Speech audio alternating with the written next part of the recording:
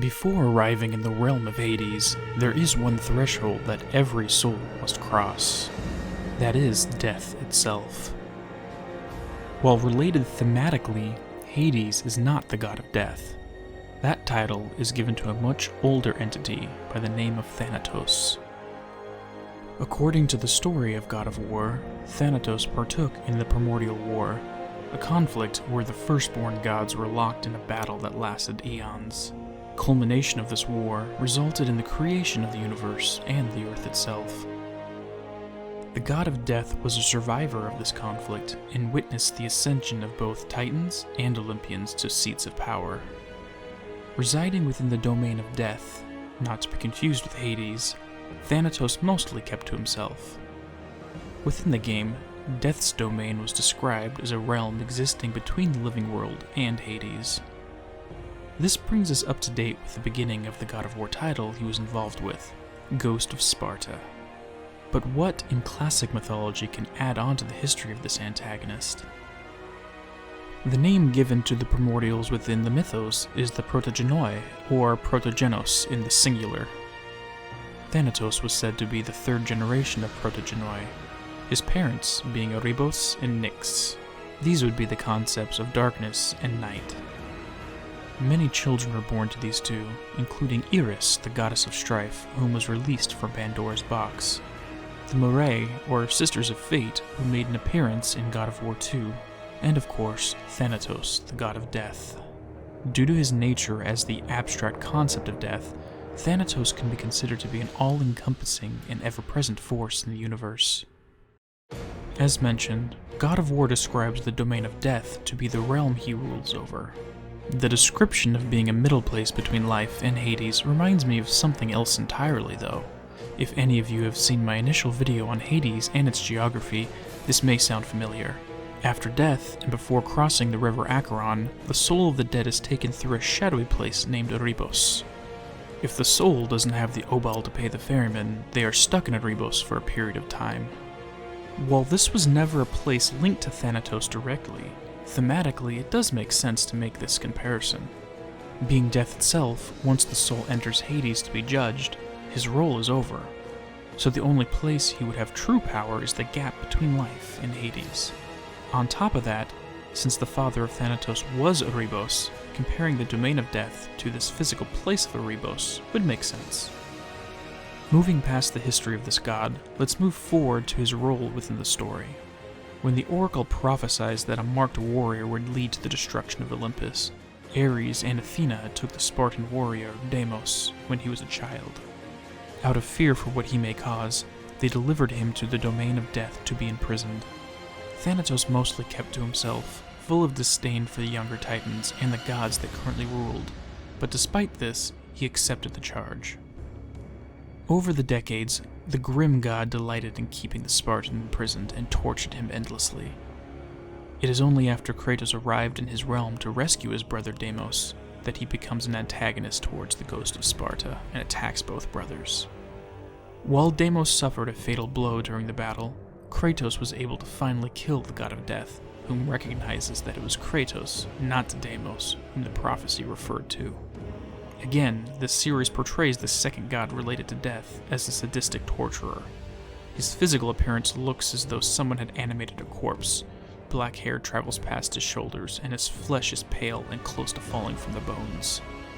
Armor that encompasses him gives off the appearance of wings. Personality-wise, not much separates him from Hades other than his generally reclusive nature.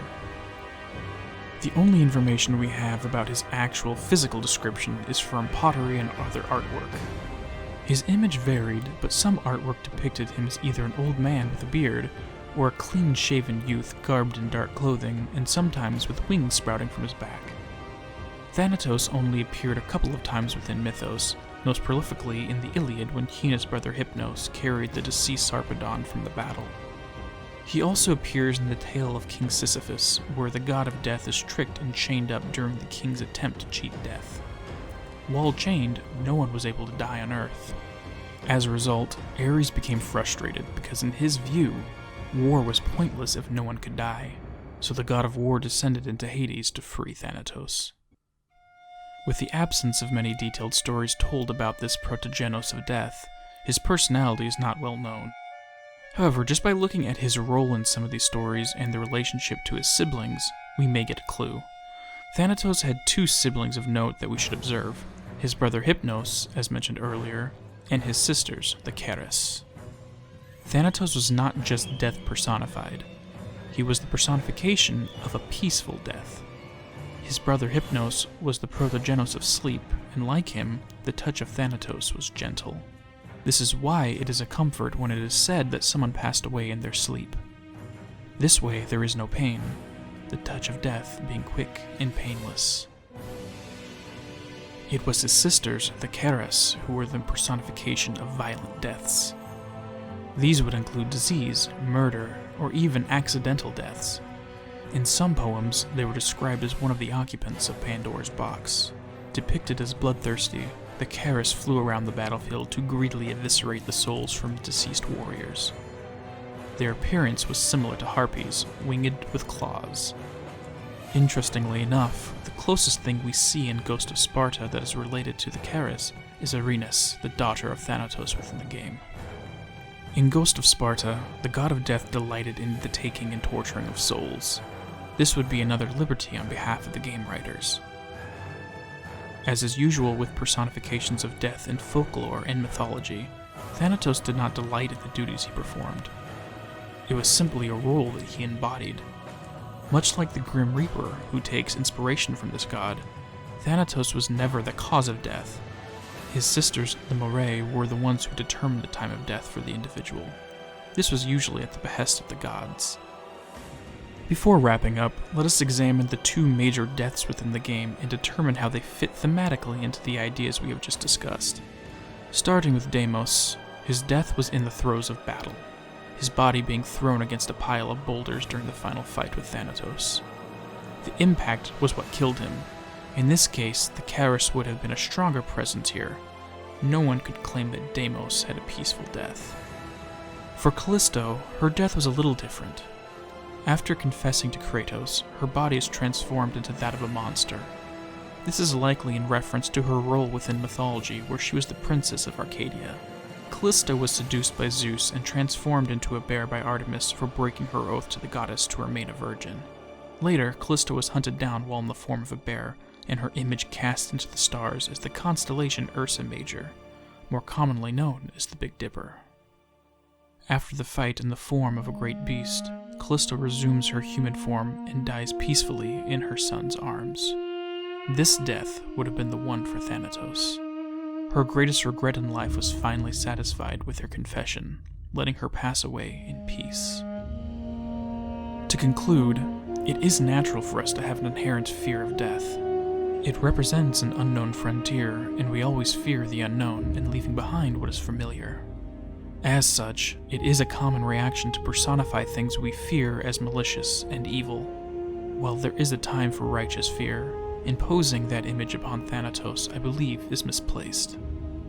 King Sisyphus attempted multiple times to cheat death, not only by imprisoning Thanatos, but later deceiving Persephone, the queen of Hades, as well.